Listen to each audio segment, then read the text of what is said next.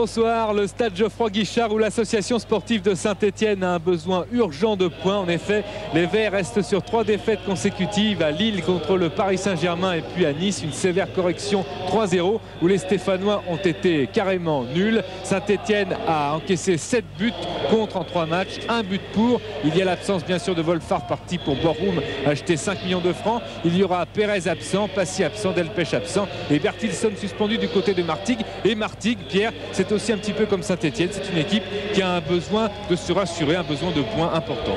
C'est vrai, ce sont deux équipes qui sont à peu près dans la même situation psychologique, deux équipes qui n'arrivent pas à marquer énormément de points ces derniers temps, vous l'avez noté, mais surtout qui n'arrivent pas à retrouver une certaine unité de jeu qui leur avait permis par exemple de réussir de bons résultats. Ce soir, ce qu'on va à tout prix essayer de chercher, que ce soit du côté de Saint-Etienne ou de Martigues, c'est peut-être une osmose totale entre les joueurs, arriver enfin à enchaîner 2 mi-temps de même valeur, ce qui n'a pas été le cas pour l'une et l'autre des équipes depuis un certain moment. On revient au terrain avec celui de Saint-Etienne qui fait parler en ce moment parce qu'on a fait une petite découverte en regardant hier avec Jean-Paul Jaude. Regardez, dans les buts de gauche, donc c'est eux qui sont juste devant le COP stéphanois, eh bien il y a une bosse, il y a des bosses partout sur le terrain, c'est vrai de Saint-Etienne, mais plus spécialement devant ce but. Et lorsqu'on trace une transversale comme ça, eh bien vous allez voir qu'il y a une énorme différence entre un côté du but et l'autre. En faisant l'expérience hier, eh bien, en se mettant debout au milieu des buts par exemple, sur la pointe des pieds, on touche pratiquement le haut. Lorsqu'on se met dans le coin droit du but,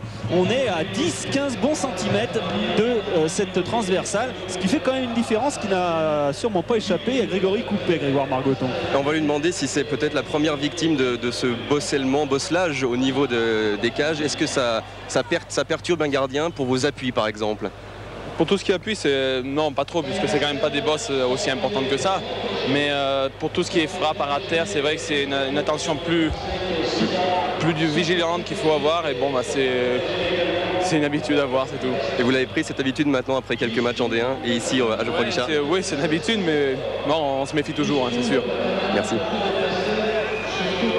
Voilà, c'est bon, oui, et Grégory Coupet fera venir aussi sa famille dans le stade. Il faut dire que les dirigeants stéphanois ont fait une opération spéciale aujourd'hui puisque l'entrée est gratuite pour les moins de 10 ans et pour les autres c'est 40 francs avec en cadeau une écharpe verte.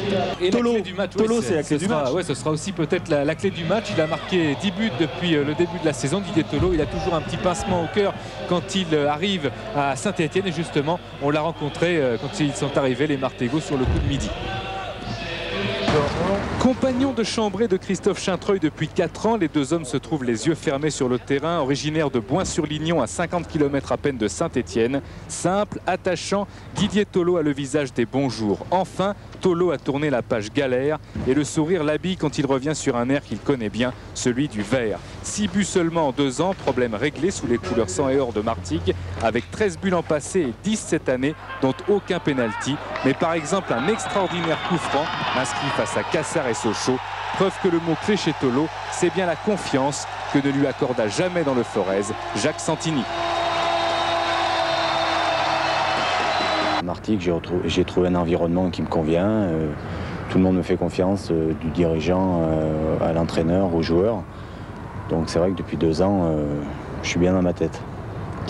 Convoqué en cadet pour faire un stage de 4 jours chez les Verts, Tolo fut à 15 ans rejeté par le club de ses rêves. Ce fut ensuite 50 matchs à l'INF Vichy aux côtés de Jean-Pierre Papin, puis Niort, la lumière et l'ombre, Reims et la relance de Noto, Toulon, mais il y avait Onisse et Aimont, le retour à Saint-Etienne qui devenait une fixation et un échec. Alors y a-t-il toujours de la revanche dans son cœur quand il revient à Geoffroy Guichard? Non, peut-être un peu moins cette année. C'est vrai que l'année passée c'était très important. Bon, là ça reste un match, un gros match de l'année, quoi. Et il faut surtout qu'on fasse un résultat. Outre la confiance, Tolo est l'attaquant qui tente et réussit les gestes les plus difficiles. Ici, un but somptueux face à Nantes sur un centre de Bouisset, extérieur du droit en pleine course, un monument. Pour Didier Tolo, qui n'a pas toujours su faire les bons choix dans sa carrière, par fidélité surtout, la saison est capitale, d'autant que le buteur de Martigues est en fin de contrat.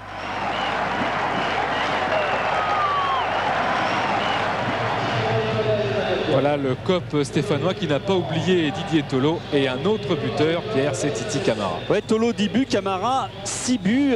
Vous avez les touches de balle des buteurs dans le championnat de France. Vous avez vu qu'on remarque à 73% à une touche de balle en général. C'était le cas de Tolo que vous venez de voir en reprise de volée. À 14% de touches de balle et à 13% 3 et plus. Ce sont les équipes qui en général s'appuient sur des individualités dont fait partie Camara. Mais souvenez-vous, on va revenir à la dernière Coupe du Monde. Il y avait un joueur qui s'appelait Saïd Oharan qui jouait en Arabie avec l'Arabie Saoudite, et contre la Belgique il avait mis un but absolument fabuleux. Alors on va vous rafraîchir la mémoire tout de suite et vous allez voir le rapprochement avec Titi Camara. Voilà la Coupe du Monde et voilà cet homme qui exulte, Saïd Oharan, car il vient de mettre un but où il a touché le ballon un nombre de fois très élevé. Là il va récupérer cette balle et enfin voilà, va s'aligner le nombre de touches de balle dans le carré bleu. 2, 3 touches de balle, regardez, 4 touches de balle, 5, 6 avec les dribbles, 8 et le tir pour la 9e touche de balle. C'est absolument énorme, vous le voyez, vous avez vu les statistiques avant, marqué avec 9 touches de balle, c'est énorme. Et bien l'homme qui a fait mieux dans le championnat de France cette année, et c'est le seul, c'est Titi Camara. C'était contre Strasbourg, regardez, il est dans son camp, dans le camp adverse, 2 touches de balle, déjà 3, 4, ça s'affiche toujours, 5, 6. Il poursuit son action, va rentrer 8, 9, 10, 11 pour le but marqué contre Strasbourg. Eh bien ça veut dire, lorsqu'on sait par exemple que des équipes comme Nantes, comme le Paris Saint-Germain marquent 80%, 78% des buts à une touche de balle, que Saint-Etienne n'en met que 60% des buts à une touche de balle, ça veut dire qu'on s'appuie beaucoup plus à Saint-Etienne sur les qualités individuelles et de dribble des buteurs. Et si Saint-Etienne n'a pas marqué de but à l'extérieur depuis le 20 août dernier, c'est à Bordeaux avec 2 buts marqués seulement à l'extérieur. Et bien les Verts veulent absolument bien sûr marquer ce soir. Thierry Ray est avec Roger Rocher. Oui Pierre, avec le président mythique de ce club de l'AS Saint-Etienne. Alors Roger Rocher, qu'est-ce qui vous pousse encore à venir au stade à votre âge? Ce qui me pousse, c'est ma passion. J'ai gardé la même passion pour le football depuis, ça va faire un demi-siècle, 50 ans. Quand on a aimé, comme j'ai aimé ce club, quand on a milité comme j'ai milité, soit avec ce club, tant que je vivrai, tant que je pourrai, je viendrai au stade Geoffroy Guichard. Vous avez un œil critique ou vous venez uniquement pour prendre du plaisir aujourd'hui? J'ai beaucoup de plaisir, oui. Mais vous critiquez un petit peu, vous regardez comment ça se passe, vous donnez des avis?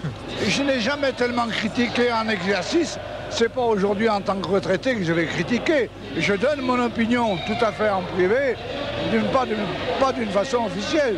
Non, je suis retiré des affaires. Merci beaucoup, Président. Merci.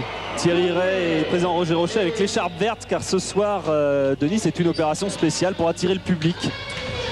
Oui, un public qui est un petit peu déçu par toutes les contre-performances stéphanoises qui avaient bien démarré le début de saison, un petit peu à l'image de Martigues, en multipliant par exemple les cartons avec des matchs contre Montpellier, contre Le Havre, même contre Strasbourg, qui avait eu de la peine ici pour s'imposer, du moins pour arracher le point du match nul. Mais cette écharpe verte, oui, elle est là, elle existe. Et les supporters, les Magic Fans par exemple, ils organiseront une manifestation samedi place de l'Hôtel de Ville avec un tournoi de football au profit du Téléthon. Samedi 3 décembre, donc place de l'Hôtel de Ville à Saint-Etienne, grâce aux Magic Fans que l'on voit ici. Grégoire est peut-être avec un joueur, Grégoire Margoton. J'attends pour l'instant la sortie de Pierre Bastou qui fait son premier match en première division. D'accord, alors on va pas essayer. Et le vestiaire stéphanois est toujours fermé. Alors une petite composition d'équipe alors que le vestiaire est fermé. Composition d'équipe si on est prêt pour Saint-Etienne. Classique, sauf qu'il y a quelques absents. C'est pour ça que De Guerville a retrouvé son flanc droit. Il a des absents, Pérez qui a une entorse de la cheville, Passy qui est blessé, Delpech aussi. Alors évidemment, eh bien, ça amène quelques modifications, notamment donc l'entrée de Bastou, c'est son premier match comme vient de vous le dire Grégoire, et Sverchevski qui va jouer sur le côté gauche, ce qui lui est quand même assez inhabituel cette année, même s'il avait déjà joué à gauche avec Jacques Santini et les années précédentes, et en équipe nationale pendant les Jeux Olympiques de Barcelone avec l'équipe olympique, il avait joué tous les Jeux Olympiques sur ce côté gauche. Et Bastou, c'est un petit peu le protégé de Gérald Passy qui est indisponible jusqu'au 7 janvier. Voilà Patrick Martigues. Justement Pierre, on est avec Pierre Bastou. Premier match de votre carrière en première division. Vous êtes anxieux ou vous êtes tout simplement heureux d'être là? Je suis heureux, mais bon, c'est difficile là, mais là, j'espère que ça va bien se passer, quoi. On verra. Et si vous marquez un but? J'ose pas trop rêver, mais bon, j'espère qu'on verra. Que ça sera bien, déjà, ça sera bien. Merci. Voilà. Bastou, on lui souhaite, comme à tous les joueurs qui commencent en première division, on lui souhaite de réussir ses débuts. Ça va bien se passer. La compétition de Martigues avec une défense très renforcée parce que vous voyez, il y a 5 défenseurs, même si Romano et Bouisset sont chargés de pousser au maximum Diex Breya sur leur côté, d'aller explorer les flancs. Et bien, vous voyez, il y a 5 défenseurs avec 2 stoppers, Mendy et Rabat, qui seront en charge respectivement de Priou et de Camara. Et puis devant, eh bien, Tolo qui jouera à côté de Raleigh Kera. Benarbia sera en soutien. Voilà pour Martigues. Pierre, oui. Avec l'avis de Maurice Bouquet, c'est l'antithèse de Pierre Bastou, plus de 250 matchs en D1 et vous revenez à Saint-Etienne. Plaisir ou anxiété? C'est toujours un plaisir de revenir à Geoffroy Guichard après tous les exploits qui a été réalisés sur ce terrain. Je crois que étant originaire de la région, c'est merveilleux pour moi de jouer à Geoffroy Guichard et mon cœur bat toujours un peu plus vite. Et Martigues est venu pour le nul ou pour gagner? On va tâcher d'essayer de gagner, mais si on prend un nul, ça sera déjà bien. Merci Maurice. Maurice Bouquet qui va rester un prêt dans la région de stéphanoise. Un des duels ce soir entre Moreau et Tolo. Oui, Moreau qui a l'habitude d'être au marquage, mais qui peut aussi jouer libéraux. On l'a vu en équipe de France Espoir. Il y en aura d'autres, bien sûr. Desperou qui sera en charge du meneur de jeu de cette équipe de Martigues. Très dangereux, surtout sur coup de pied arrêté, mais aussi dans le mouvement. C'est Ali Benarbia contre Pascal Desperou. Attention à Desperou, il est sous le coup d'une suspension s'il prend un carton. Et Priou Rabat, ça va être un beau duel physique parce que Priou connaît son jeu. Il n'a pas encore marqué, il a terriblement envie de marquer, de ne pas subir un petit peu le syndrome Papin au Bayern de Munich et est resté longtemps sans marquer. Il nous disait hier, il faut quand même pas que je sois le chat noir de cette équipe de Saint-Etienne. Il a eu de bonnes occasions contre Bernard Lama. Il en a eu aussi de très bonnes contre Nice, mais Letizy a tout sorti là-bas sur la Côte d'Azur. Alors il espère bien sûr marquer son premier but sous les couleurs vertes des Verts qui joueront en match amical avec Laurent Blanc le 10 contre Auxerre à Chalon-sur-Saône à 15h, et Martigues jouera le 9 contre Monaco en match amical aussi, puisqu'il y aura une petite trêve due au match de l'équipe de France. Laurent Blanc, l'un des buteurs de Saint-Etienne, puisqu'il a déjà inscrit 5 buts cette saison.